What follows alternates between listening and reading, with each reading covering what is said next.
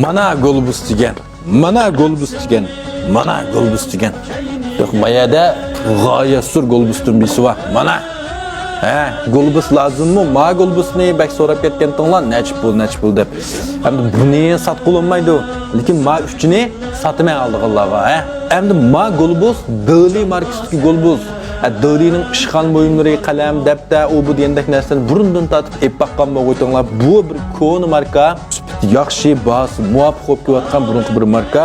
Bu yerda golbus bizning yer sharini tushunishimizdagi balalarimizga balam yer shariga mandaq yumaloq narsa, davlatimiz Jungu mayada, 7 qit'a, 4 okean, shimol qutb, janub qutb deb mandaq bu deb tushundirganga eng yaxshi bir narsa hamdi. Buning uchun men bugun sizlarga ma golbuslarni ep keldim. Astidagi seri qarovga esib qo'ydim. Mao eng kichigi 19 ko'yligi shu.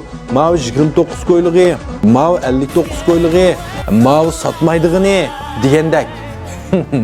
Amash golbusni olsam bo'ldi, menmi ep qo'ysam, balamga ep bersam yoki ish hakimash qodi kitobdek menmi ishxonamga chizib qo'ysam bu deganlar astidagi seri qarovdan setib olsanglar bo'ldi. Butkul Shinjonga kirasi haqsiz.